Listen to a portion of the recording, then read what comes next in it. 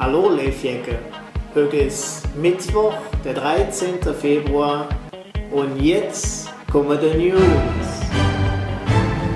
Ja Leifjecke, da sind wir wieder von der Kölscher News und jetzt fangen wir direkt an mit dem ersten Thema, Mafia.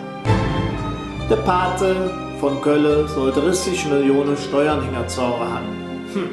Was muss ich dann da wieder lesen? Mega-Razzia. 400 Polypen in Köln und im Ruhrgebiet haben 11 Sizilianer Ruhe genommen. Das ist eben eine ganz schöne Leistung. Da können wir zu Recht stolz auf den Schmier sind. Wenn die mit 400 Schaften 11 kleine Italiener festnehmen können, bravo! Wegen im Text muss ich dann noch erfahren, dass der Pate am ehesten Bildungsweg zunächst scharf gehört hat, um dann 1990 nach Deutschland zu kommen. Da könnte man sich jetzt die Frage stellen, warum ausgerechnet 1990 und dann auch noch nach Deutschland. So habe ich dann ein bisschen überladen und dann ist es mir klar geworden. 1990 sind wir doch in Italien Weltmeister geworden. Seit dem Tag wurde dem Gabriele S. klar, dass sich bei uns vielleicht Geld verdienen lassen lässt. Mit seiner Licata Connection hätte er eine steile Karriere hingelegt und war im Bau, Drogen und vor allen Dingen auch im Führerscheingewerbe tätig. Ja, ihr habt richtig gehört, der Pate wird verdächtig, gefälschte italienische Führerschein verkauft zu haben. Alles in allem geht es um eine Summe von 30 Millionen Euro. Steuerhinterziehung. Und das merkt man natürlich nicht. Ins Lure, wie das mit dem Pate Wiggerlöf. Ja, Leifjecke, kommen wir mal zum nächsten Thema. Am Aschermittwoch ist alles vorbei. Tja, zumindest was die normale Menschen um uns anbelangt. Doch es gibt auch noch ein ganz kleines Grüppchen von Schwartköpf, die jedes Jahr am Aschermittwoch so richtig aus sich Russland und die Konkurrenzpolitiker so richtig fertig machen. Und dabei tun die sich ja all nicht viel. Ob das eine Steinbrück ist, eine Seehofer oder auch eine Brüderle. Jeder hat doch seine Rolle in dem Kasperle-Theater. Unantastbar, ganz boven, da ist es Angie. Das ist immer nur am Wöhle, am Hin- und Herflehen, die Souveränität an sich. Einer, der ja nichts sage, wo man aber trotzdem schmunzeln muss, ist ja der Röslers Fipsi. Nur wenn der dann jetzt sät, dann wird es richtig schlimm. Naja, alles in allem haben die Politiker es richtig gut. Die haben das ganze Jahr fast erlaubt, auch wenn der Jürze nicht in Berlin nicht so schön ist wie in Köln. Ja, Leifjecke, kommen wir mal zum nächsten Thema. Der FC feiert 65-jährige Geburtstag. Ja, was soll ich dazu sagen? Unser aller Lieblingsverein, der FC, hat heute Geburtstag. Dazu gratulieren wir dem Club natürlich gern. Was waren das für Ziggel? 62, 64 und 78 sind wir Meister geworden. 68, 77, 78 und 83 haben wir den Pokal geholt. Leider habe ich von den ganzen Triumphen kaum nicht mitbekommen. Ich werde aber nie vergessen, wie als kleiner Fetz mit meinem Vater das erste Mal im Müngersdorfer Stadion war.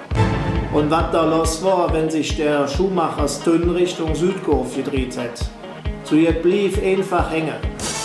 Leider hätte sich dem ersten Abstich nicht immer gut gegangen. 91 musste man das erste Mal in der zweiten Liga. Seitdem sind wir leider 5 Mal in 15 Jahren abgestiegen. Das riecht verdächtig nach Rekord. Immerhin. Ich will jetzt ja nicht damit anfangen, darüber zu schwadronieren, was das für eine Vereinspolitik war und was da für Pflegefälle am Spieler gekauft worden sind. Ah doch, komm, 1, 2, ganz kurz. Hey, der Aushilfsportugiese, der Maniche. Also so eine Karnevalskamelle habe ich selten erlebt. So unter dem Motto, wenn man durch spielerische Leistung nicht glänzen kann, dann wenigstens mit dem Lamborghini polarisieren. All die Figuren, hey der Kninkstall der Hasenhütte oder hey der Dolbergs Christian, herrlich. Schön, dass wir da heute drüber lachen können. Und weil wir Kölsche ja auch immer positiv denken, können wir uns so immerhin auf den nächsten Aufstiegsparty freuen. Ja, Löfjecke, kommen wir mal zu unserer beliebten Rubrik Was geschah? Der 13. Februar. Der FC hat Geburtstag, da hatten wir ja was. Aber jetzt kommen die Fakten. 48. Vereine Kölner BC und Köln-Sülz 07 fusionieren zum 1. FC Köln. 1959. Die erste Barbie-Puppe wird in Amerika verkauft. 1970. Die Gruppe Black Sabbath kütt in der Plattenläden und damit auch der Beginn des Heavy Metal. 1969. Die erste Herztransplantation in München. Das Ergebnis von Wormau, weil der Patient 23 Stunden danach tot war. Das Spendeherz war fürgeschädigt. 1996, Take That, ich als der Brüder von dem Dat bekannt. Jon in Knies auseinander, was das damals für ein Drama war. 2007, für all die Jähren auf der Schiene unterwegs sind. TGW stellt mit 553 km der Stunde einen neuen Geschwindigkeitsrekord ab. Tja, das war es erstmal. Dann noch Geburtstage, wem können wir gratulieren, außer dem FC an Personen noch. Ja, 1950, Peter Gabriel, Musiker, kennt ihr alle. 1960, Pierluigi Collina, Schiedsrichter, der mit der Plaid. 1974, Robbie Williams, wer kennt ihn nicht? An dem Tag hätte sich auch von Take That getrennt, wie wir evans gehört haben. Naja, schwamm drüber. Jetzt schauen wir uns, ob die Wetterfee da ist, ob Sonne gut oder nicht. Ja, noch jetzt, Vera und Uli, vielen Dank für die schöne Krawatte. Ich grüße euch ganz herzlich Richtung Neuseeland. Schönen Urlaub und bis die Tag. Und jetzt machen wir wieder mit der Wetterfee. Lieb Glückchen, kommen wir mal zum Wetter. Wenn ihr noch draußen lurt, könnt ihr es erkennen. Es ist fies, bedeckt und die Sonne hat sich immer noch Jod verstochen. Dazu ist es fies, kalt und ungemütlich.